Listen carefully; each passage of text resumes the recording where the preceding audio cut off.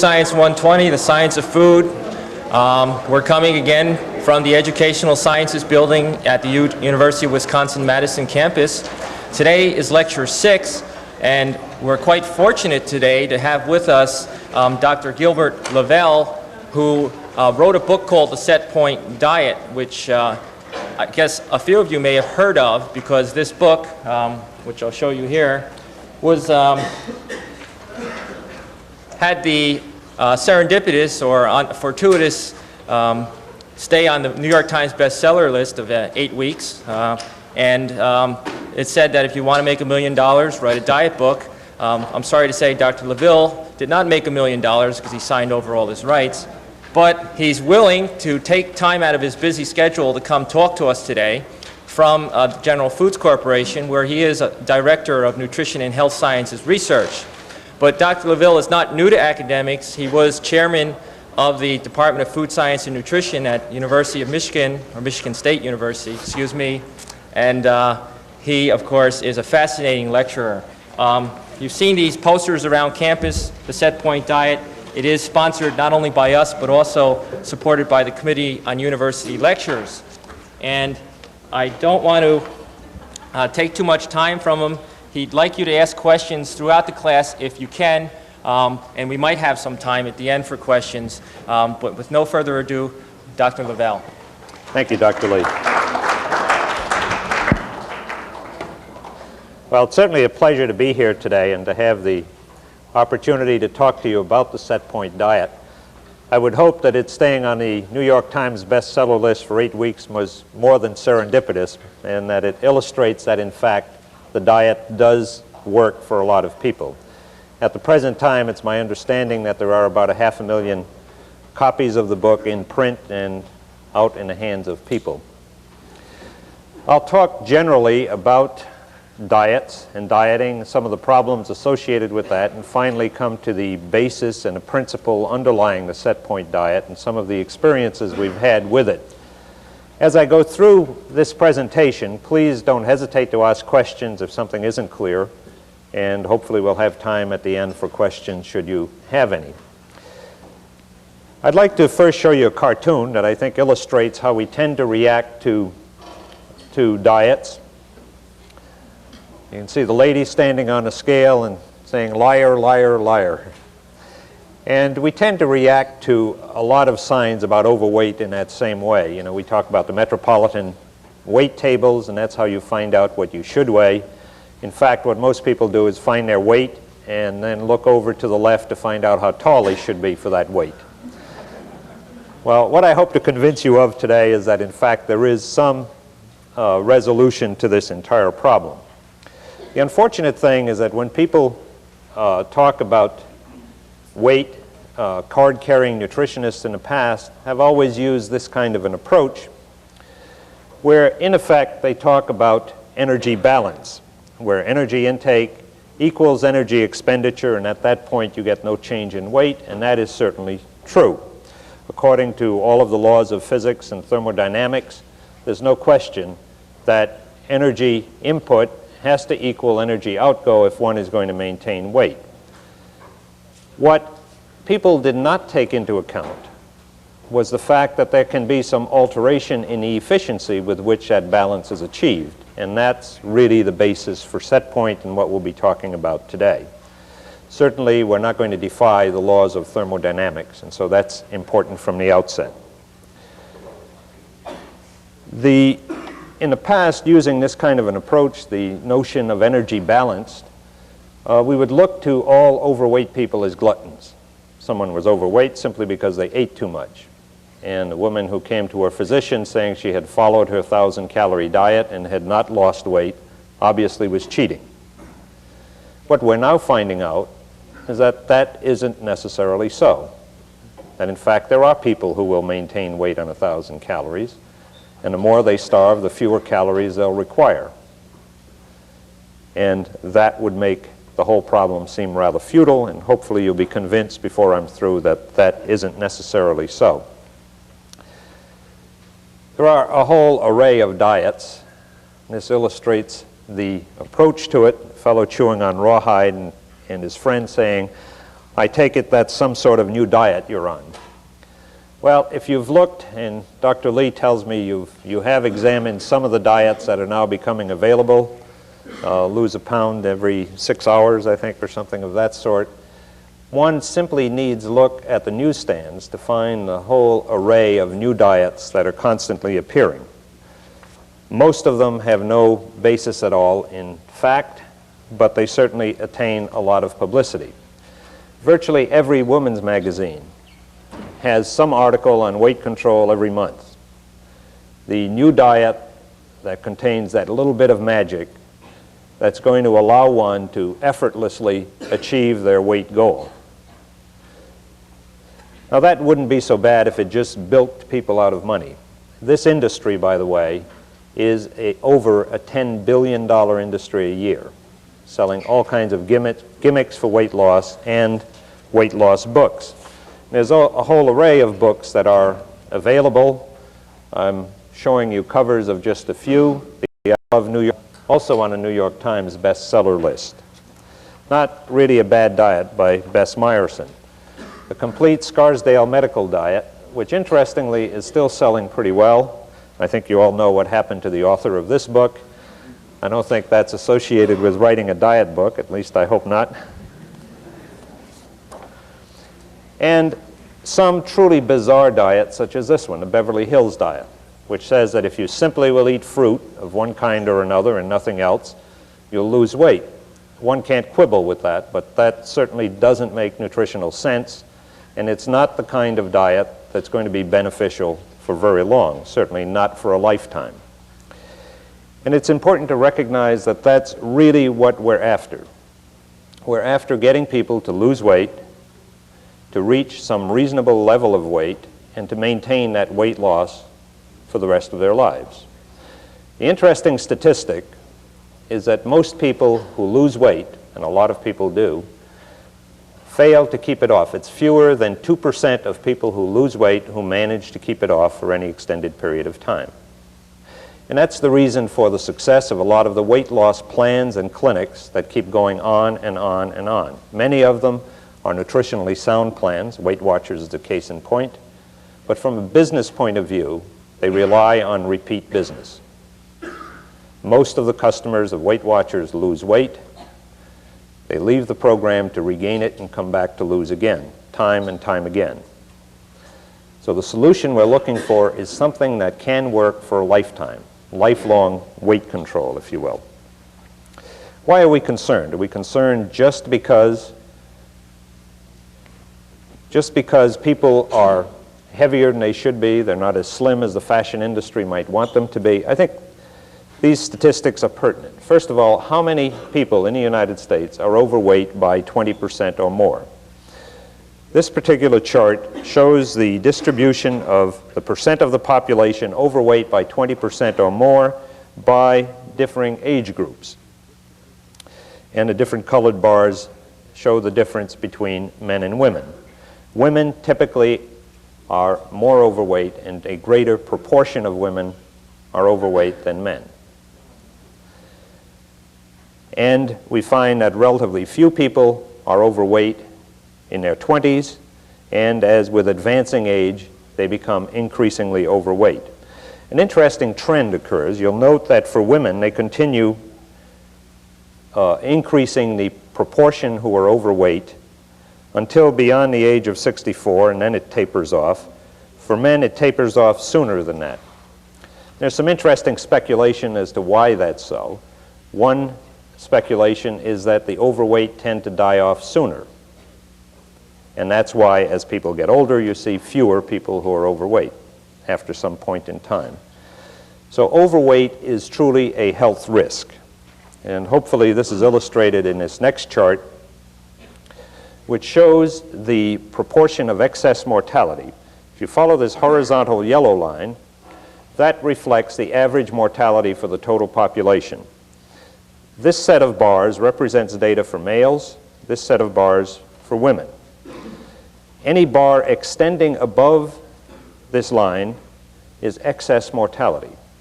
Now, as you move from left to right on this chart, we have an increasing degree of overweight. Now, what does that tell us? As men get more and more overweight, this being average weight, as they get more and more overweight, there's a greater and greater excess mortality. In other words, obesity kills, if you will. And that's certainly a very serious health risk. For women, the same is true, although the degree of increase is less marked. But for both men and women, obesity is a very serious health risk, predisposing people to a whole array of diseases, including hypertension and diabetes. And in women, it predisposes to breast cancer and a host of other cancers. So clearly, overweight is of concern. It's not merely a matter of fashion and appearance. Now, there are a lot of cartoons and jokes about people who are overweight. Let me show you one. If you read Beetle Bailey, this is one where Sarge is talking to the lieutenant, and the lieutenant says, "You're too fat." And Sarge proceeds to tell him that I read that some people's metabolism makes fat inevitable. Also, 90% of people who diet regain the weight they lose within a month. Exactly what I told you, right? And finally, fat people, Lieutenant says, fat people can always find a quote to make them happy. Okay? Do fat people really rationalize that they have a metabolic problem? And in fact, as many people have suspected, they're simply gluttons who tend to overeat. What I hope to convince you of is that Sarge has some basis for his comment. Genetics are important, and let me illustrate that with this graph. If an individual has two parents of normal weight, that individual only has a 7% probability of being overweight. On the other hand, if one parent is overweight, that probability increases from 70 to 40%. And the individual who is unfortunate enough to have two overweight parents, two obese parents, has an 80% probability of being obese.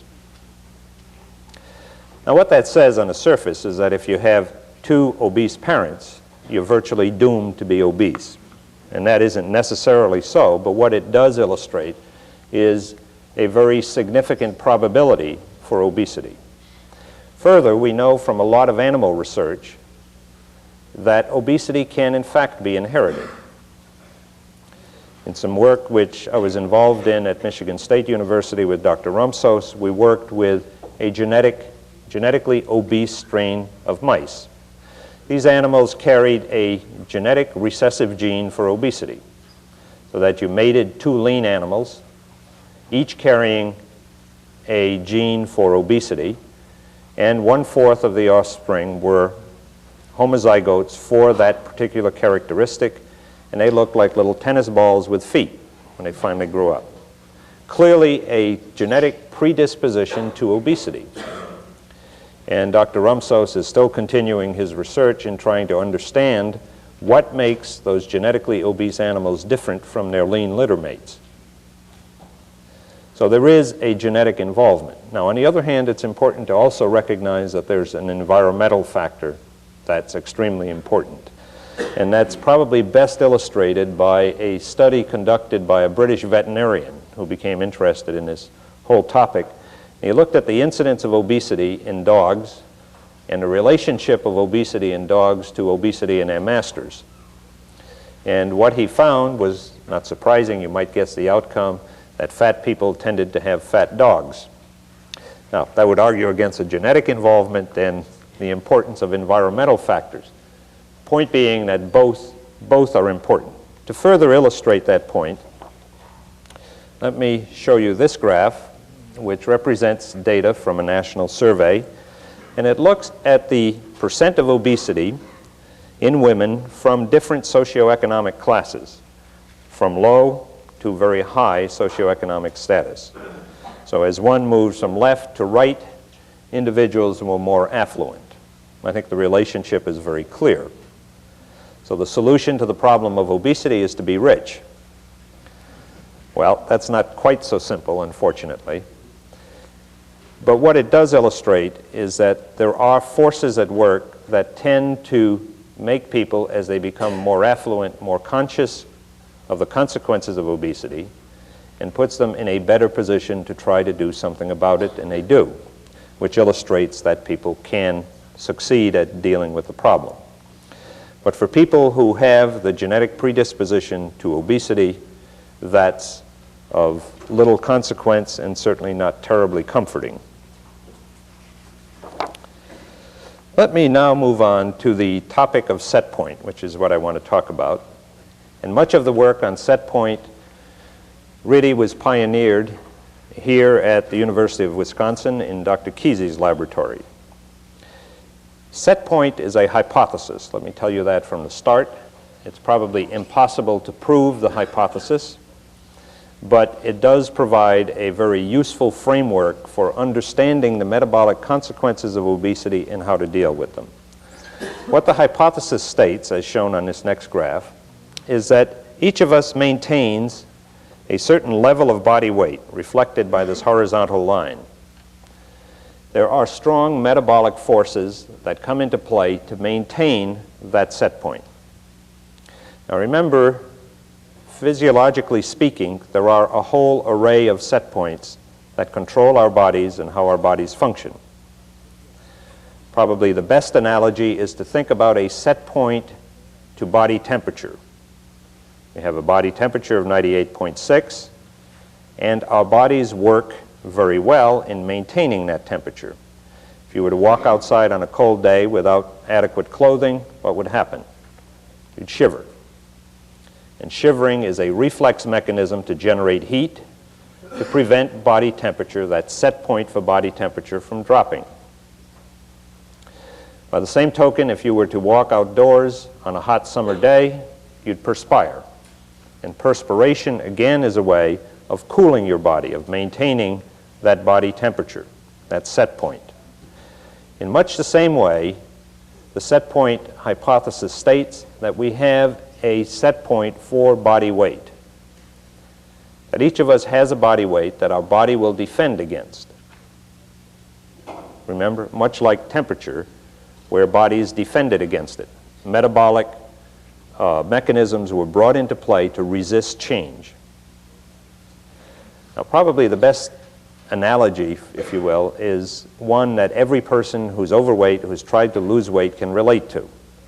You can lose weight on almost every diet, but then you drift back to that original weight. Okay? Now, if we go back to the graph then, what we're really saying is that there's this set point for body weight. You can perturb that through starvation. You can reduce weight. By exerting enough willpower, you can starve yourself and lose weight, but you won't maintain that lost weight very long. Metabolic factors will come into play to bring your body weight back to the set point. Now, what's the evidence for body weight set point?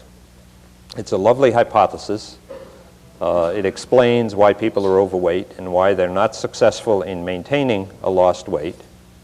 But is there any more evidence than that? Well, there's a whole body of evidence that's been obtained with experimental animals.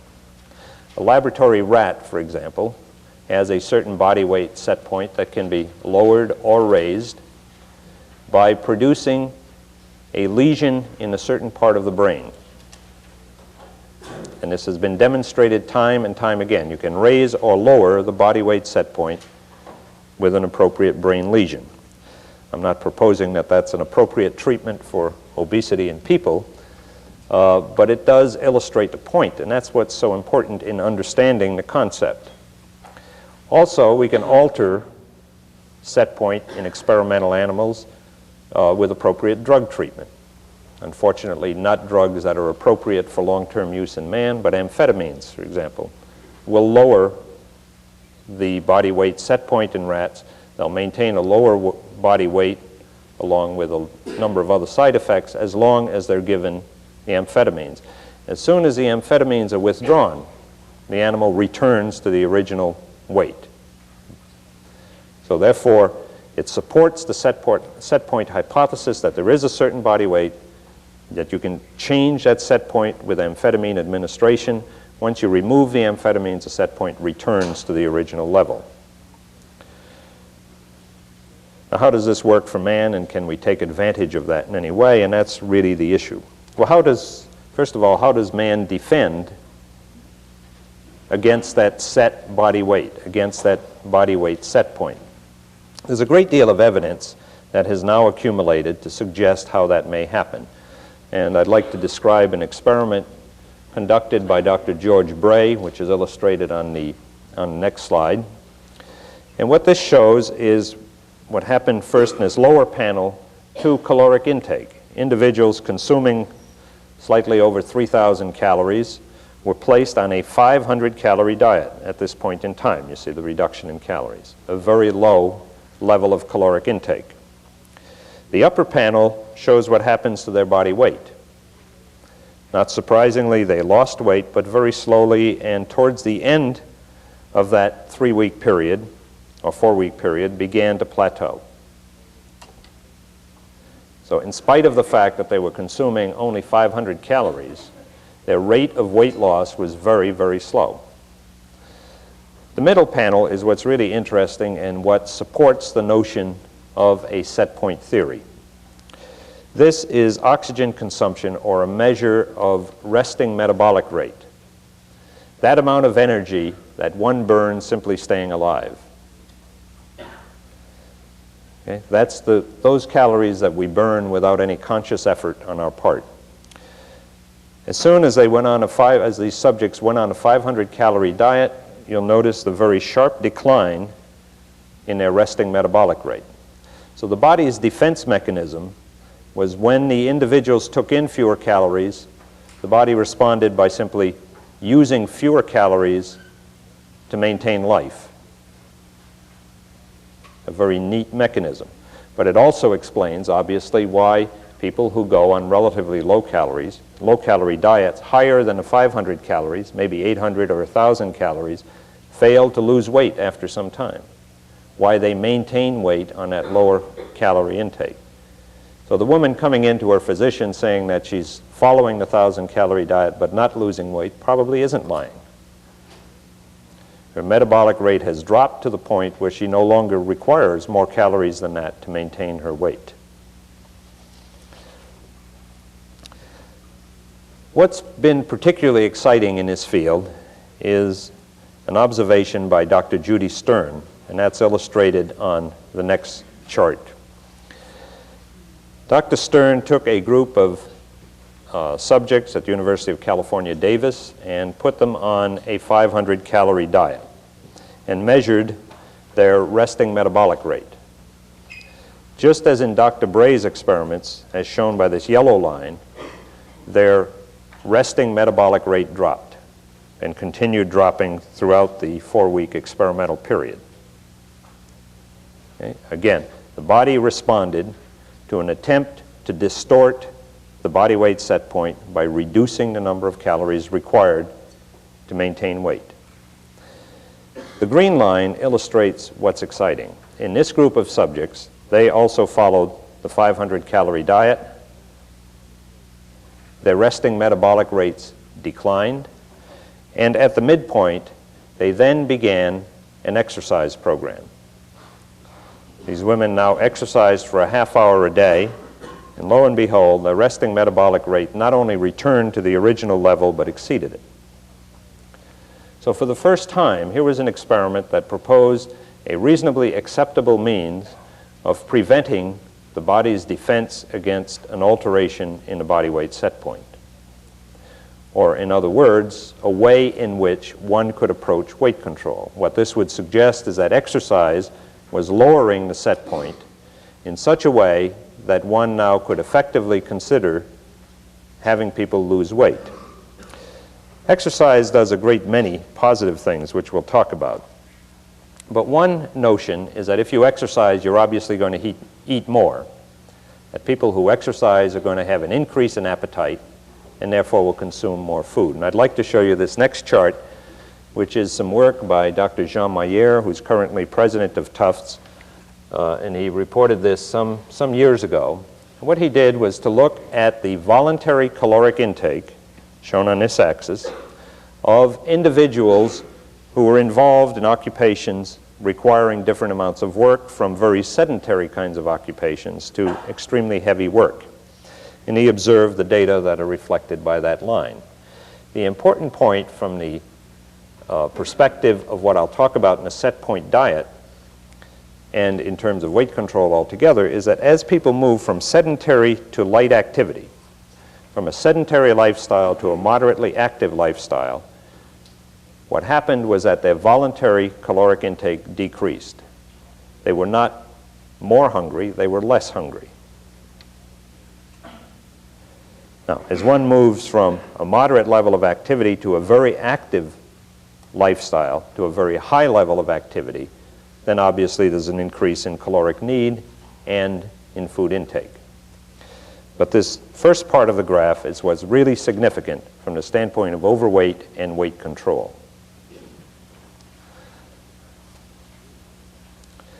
Now, that might make it seem that all is rather futile in terms of weight control, but I'd like to turn to another expert in the field very briefly, and that's our friend Garfield, who in the first panel says, as he lays there, "I think I'll exercise."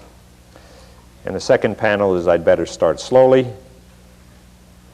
And finally he says, "Today I shall attempt to register a pulse." Importantly, what we're talking about in Dr. Stern's experiments, that physical activity which will change set point, which will impact on caloric expenditure and the resting metabolic rate, is aerobic activity. Okay, and I'll have more to say about that. But what it does say for the first time is that there is hope for people who are obese. There was a book that came out, was also on a bestseller list, by the way, dealing with set point a few years back. It was called The Dieter's Dilemma. And it talked about Dr. Kesey's work and a lot of other evidence on set point, which really left people who were overweight with fewer guilt feelings that the overweight was their fault, but it really left them with very little hope as to what to do about it. And what the set point diet does is really provide some hope for people who have a weight problem. It's important to recognize that I mentioned statistics that about 25% of Americans are overweight by 20% or more. Probably what's even more important is that 50% of adult Americans questioned at any point in time indicate they're on a weight-reducing diet. So we're talking about an awful lot of people who are concerned about weight loss, and that's why this is such a faddish topic and one that is so open to exploitation. I'd like to now turn to the set point diet and what General Foods has done. I thought I'd put up a General Foods logo in case you haven't seen it. Look for that on your food products. And let me now talk about first a series. Let me first tell you that General Foods became involved in this as a public service. We really, Ken said I might have become a millionaire. I don't know. General Foods has all the revenue. But I can assure you that even if $1 million were made on a set point diet book, that's hardly a reason for General Foods to become involved. It's hardly a reason for a $9 billion company to consider a $1 million product. We became involved because we were concerned about the number of people who were overweight and the fact that there was very little being done in a positive vein to help them with this problem. We became interested in the topic, we read a great deal, and we became impressed with the set point hypothesis and what was being done. And we ran a series of ads, the first of which is shown on this panel. These were run in a Reader's Digest. You can't read the fine print, and it's not important that you do, but let me just assure you that there is no mention of any General Foods product in this or the next two ads, which I'll show you. It was entitled, "Why Willpower Alone Cannot Help You Lose Weight for Good." And it spoke to the set point hypothesis and why starvation, no matter how much willpower you exert, is doomed to failure. We received a phenomenal number of requests for copies of the ads. We were impressed that a lot of physicians had never heard about set point, and they wrote in for hundreds of copies that they could hand out to their patients. We viewed that as a successful ad and went on to a second ad in the same series, and that was this one, which was entitled, "Why Your Body Will Fight You to Keep Its Fat." And it spoke to the very points that I've been making about the set point hypothesis and the set point theory. And finally, the third ad in that series is shown on the top here, and this was entitled, "Why You Have to Trick Your Body into Losing Weight." And that was really the punchline of why exercise is important and why exercise is the way in which you can effectively change your set point and effectively lose weight. All three ads were very well received, and we received a great deal of mail dealing with the subject of how could they find out more. So in response to that, we decided there was a need for a product which would be more helpful, and that was what's illustrated here, the set point diet. And wherever we refer to the set point diet, we use this particular logo with the red dot, which we think is attractive and eye-catching. But remember that set point is a general physiological term. We have only used it in this case to apply to weight control specifically. Well, what is set point? We've already talked about the definition. Is the weight which your body strives to maintain, that weight which your body will defend against.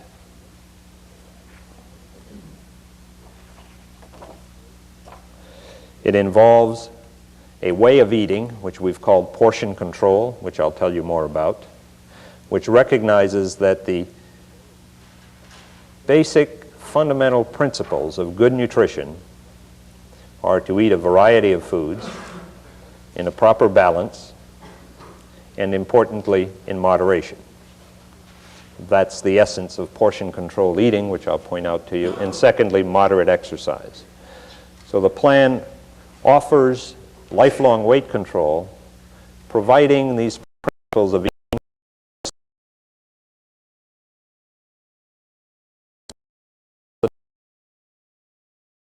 speaking. I'm presented with the question of how does one judge the quality of a dieting book? And my response would be to judge the credibility of the author. Find out as much as you can about the author. It's interesting that so many diet books are written by people who have absolutely no qualifications in either medicine or nutrition.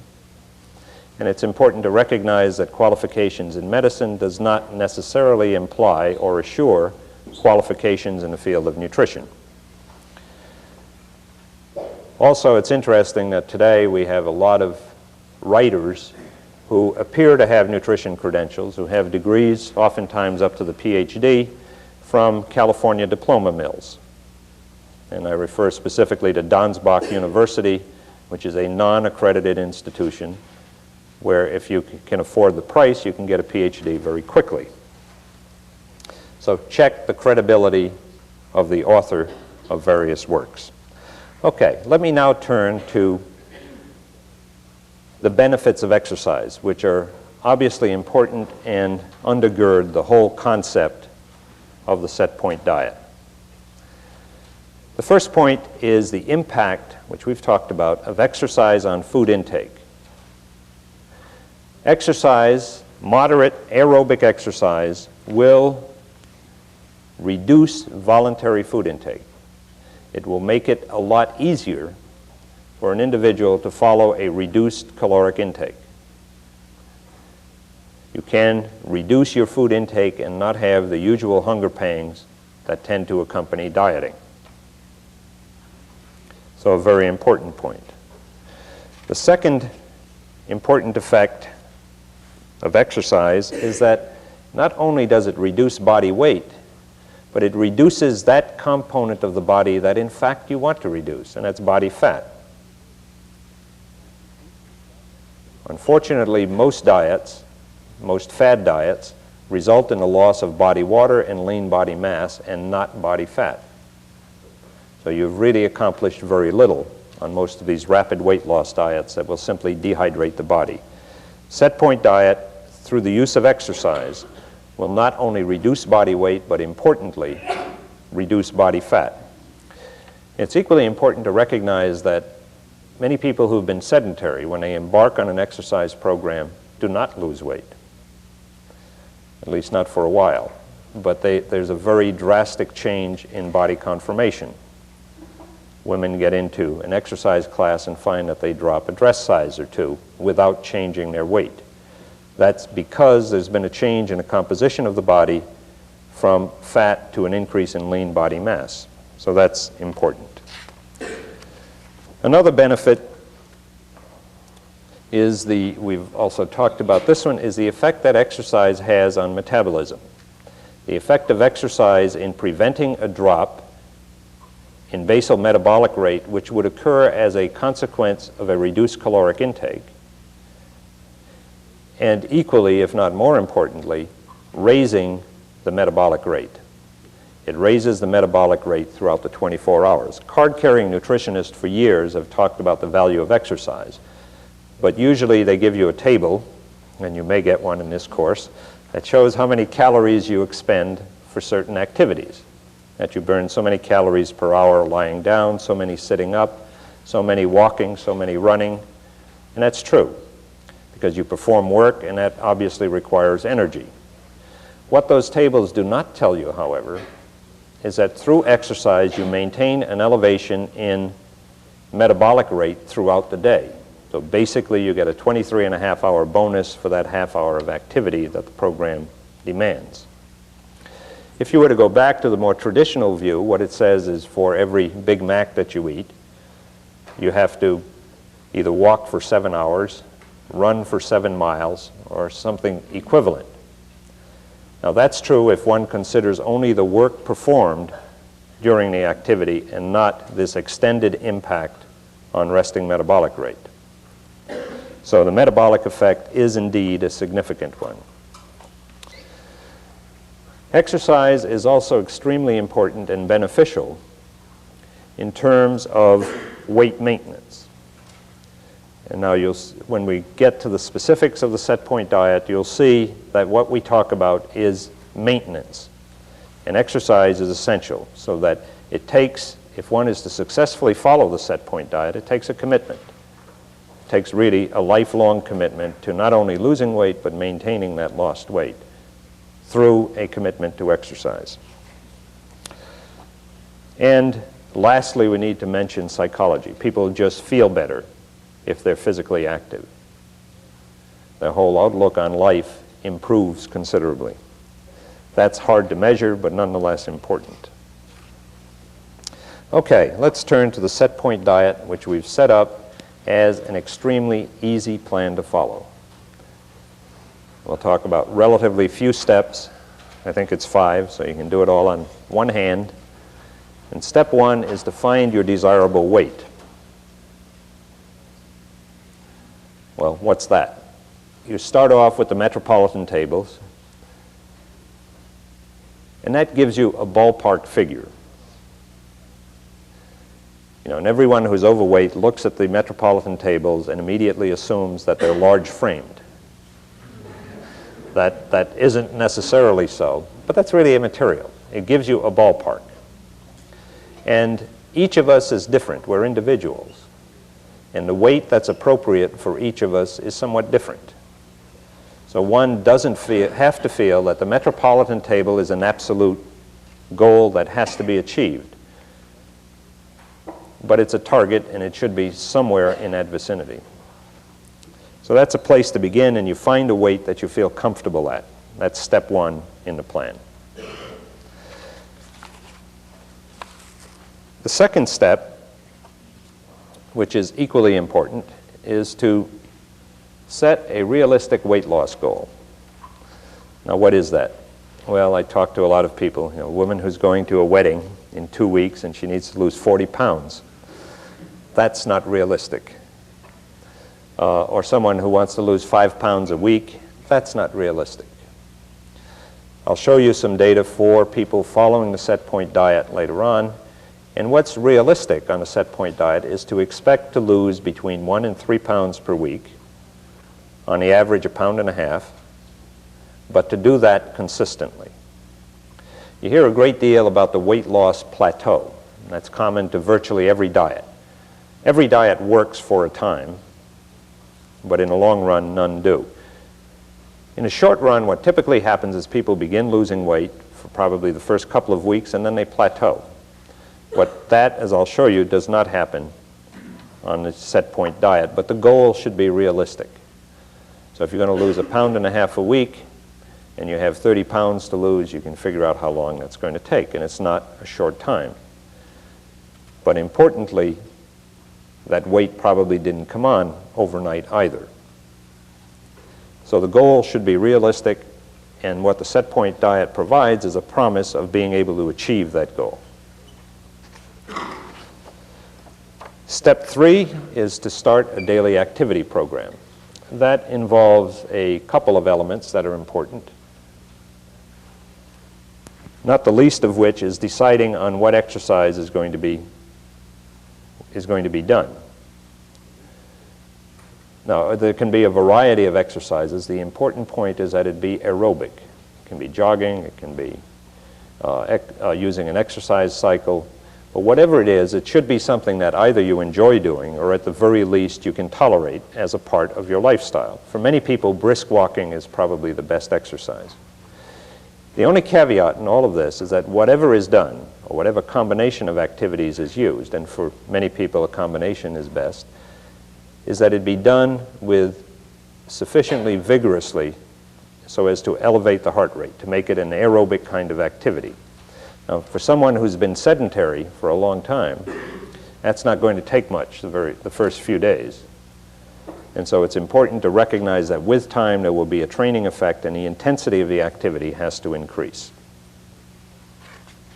But a half hour a day, 5 days a week. And step 4 is to choose an eating plan. Well, how do you do that? Simple rule of thumb is to take the weight that you want to be at, in this particular example 127 pounds, multiply that by 10, that gives 1,270, and then you choose, and I'll show you the calorie levels in the plan that's closest to that. In this case, the individual would select the 1,200 calorie diet. The plan is set up very neatly with 4 different calorie levels, 1,200, 1,500, 1,800, and 2,400 calories. And in the example we've used, this would be the 1,200 calorie plan. What does that entail? Eating a variety of foods from the basic food groups, 4 portions from the bread cereal group, 3 from the fruit group, 2 from the milk and dairy group, 2 from the meat, poultry, fish, or protein group, 3 from the vegetable group. And you'll notice that that number of portions is the same regardless of calorie level. The purpose is that that mix of portions from those basic food groups will provide the essential nutrients that are required for good health. Then we have bonus groups A and B. The bonus groups include all of those foods that are typically banned from most diets. They're the rich sauces, the gravies, the ice cream, the alcoholic beverages. The set point diet states very clearly that you should not exclude from your diet any food that you enjoy. Rather, you should learn how to incorporate it as part of your diet. And that's what the bonus food groups are all about. And then finally, there's a freebie group that allows you to consume all of the low-calorie items that you want in addition to this. But the diet plan encourages individuals to include foods that they really love. If hot fudge sundaes are important to you, then find a way to incorporate them as part of your diet. Because if you eliminate foods that you really like, let's face it, you're not going to follow it for very long. The day will come when you have to have that hot fudge sundae, and then you give up the whole plan. So it's important to start with the inclusion of things that are important to you. And finally, step 5 is start your portion control program once you know what it is.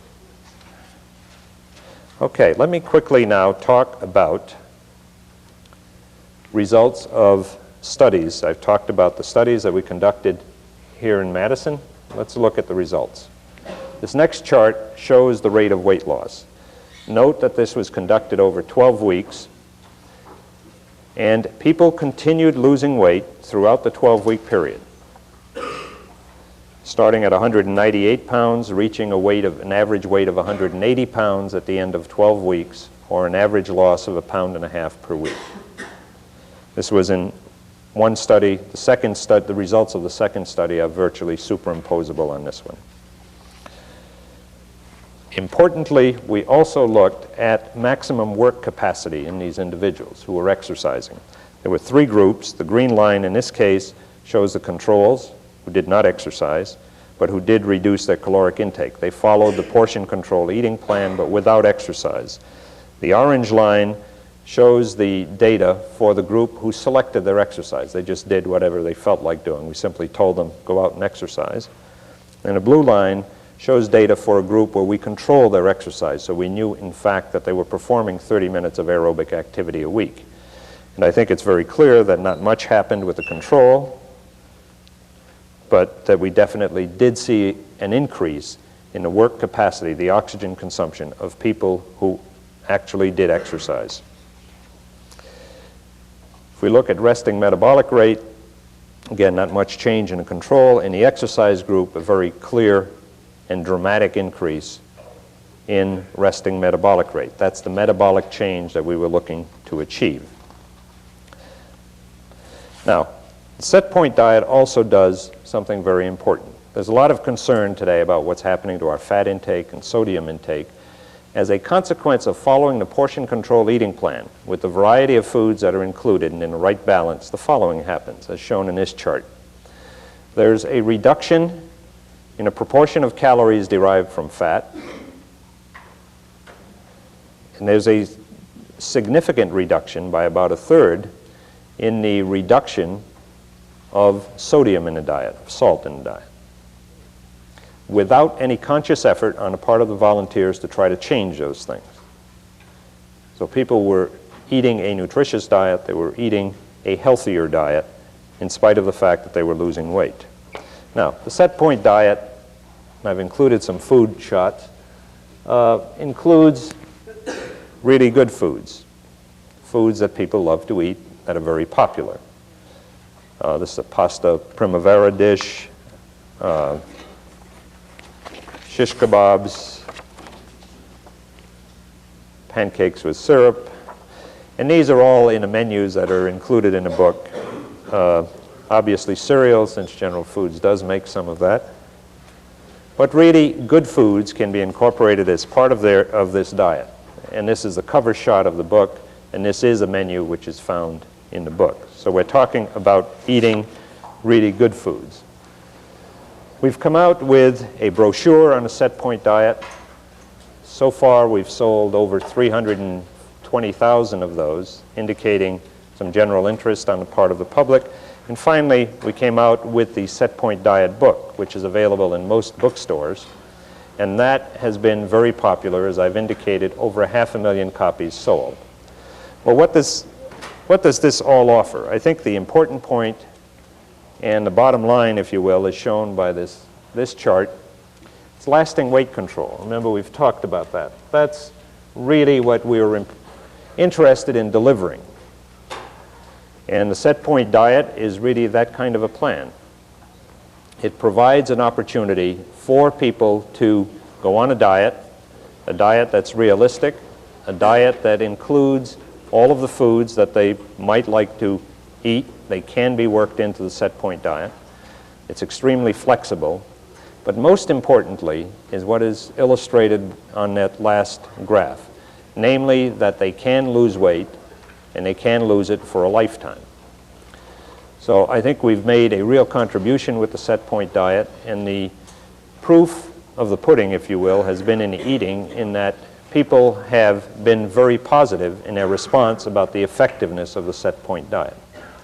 So as you think about all of the fad diets, all of the crazy kinds of things that are now out there, remember that there is some hope. There is the possibility of a sound diet, namely the Set Point Diet. Thank you.